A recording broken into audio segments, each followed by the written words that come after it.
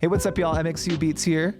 Today we're going to be jumping into a video where I'm unpacking the Zoom Sampletrak ST-224. This is known as the poor man's SP-1200, and while I've got my SP-1200 right here, my right-hand man, which I won't be replacing anytime soon, this looks to be a pretty dope complement to it, and these things run about $200, a lot less than SP, so let's dive right into it. Okay, so first off, one of the things I found most interesting about this is that it's got everything just, it looks really straightforward. I mean, all of the menus, all the instructions are just written right in the front, just like on the SP-1200, where you've got every single menu and number and option printed on the face of it. So I don't think I'll need to read the manual. We'll see how this goes, but I'm hoping that it'll be just as self-explanatory as the predecessor.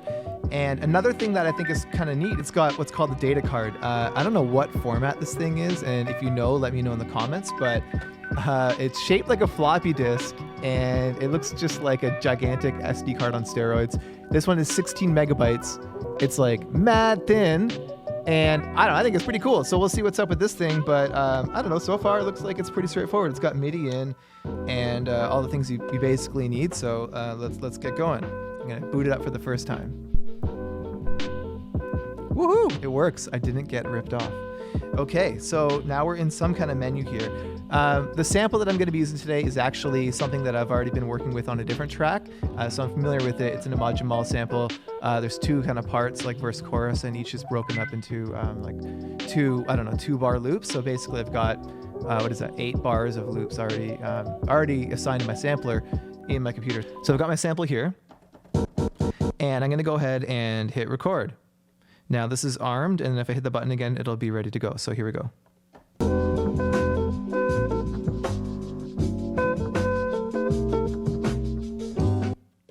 And I hit record to stop. So now if I hit play stop, after turning my outputs back up, you can hear that, right? So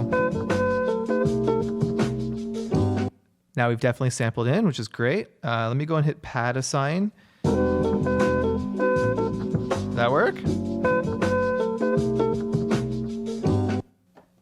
Aha, it did work. All right, that's cool, that's cool, all right.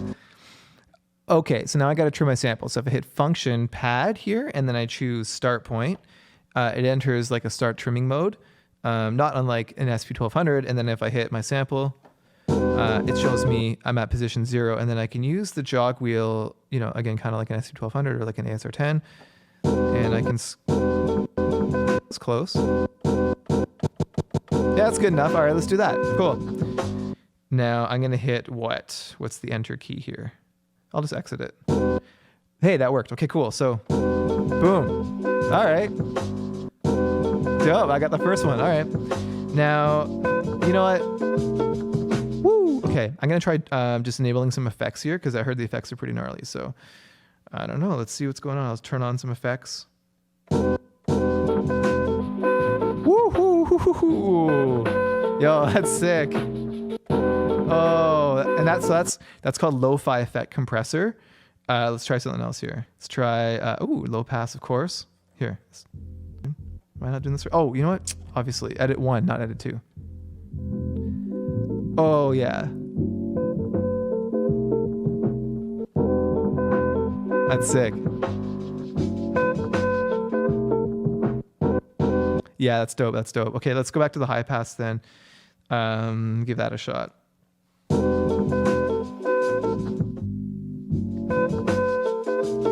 Oh, that's cool. No, that's the extreme EQ with the resonance mode. That's something else.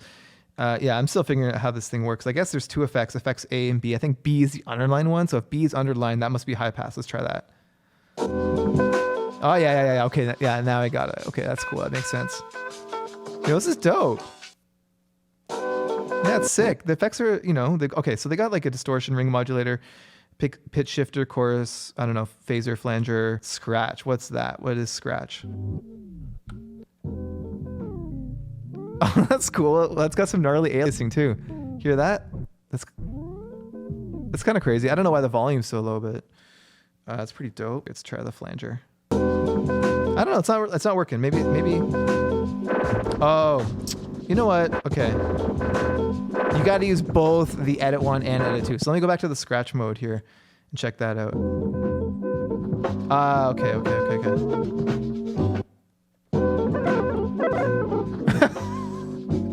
Yo, what even is that? That's so gnarly. Okay, whatever. Okay, so look, I've got one loop. I got some effects on it. Let's add the other loop in, and let me throw some drums in there too. Cool, so I got a mad basic drum break here, which I'm gonna just layer into one of the pads.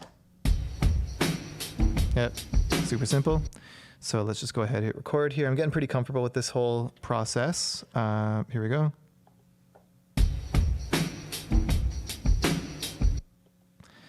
Okay, and then pad assign 5.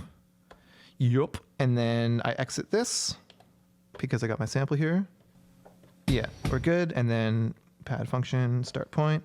Let's go and trim the start of that.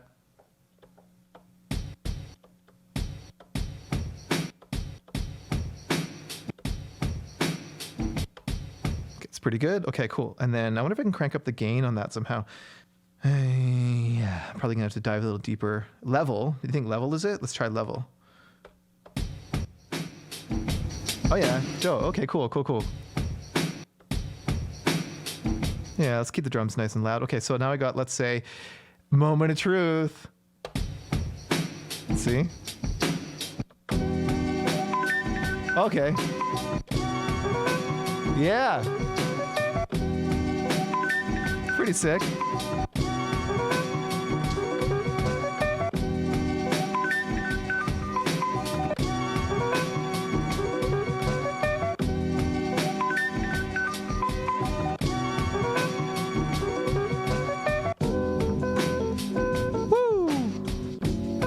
Not bad, not bad.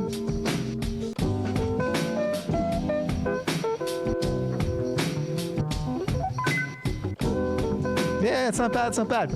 So, I feel like for today, I'm just gonna rock with that because I'm running out of time for this video and I don't know how to use a sequencer yet. So I think that's a wrap for today. I'm gonna come back with another one where I repeat this beat somehow or a different beat and try and incorporate the sequencer into it, the song mode and all that. But you know, I gotta say, like, first impressions, I think this machine's pretty tight. It's super fun. It's not that complicated, to be honest. Like, SP-1200 is easier because it's all just straight up, like, literally what's printed on the box is how it works. This is maybe one menu deep, but after you do it once or twice, it's pretty straightforward. You know, I gotta figure out how to do, like, more granular slicing and chopping, but it's not bad. I'd like to try the time stretching. I'd like to try it's got a resampling feature. I'm sampling into, like, hi-fi mode. There's a whole lo-fi mode. So anyway, there's a lot to unpack here, but first impressions, I think it's pretty dope. I think for the price, it's killer. You should definitely scour your local classifieds marketplace and scoop one if you can, because this thing's a hell of a lot of fun, and I totally see myself using this for beats and adding textures or chopping samples, whatever, just having fun, maybe taking it on the road. It's pretty portable, so we'll see how I use this thing. All right, guys, thank you for tuning in. Appreciate that, and stay tuned for more sampler content coming out from me soon. Peace.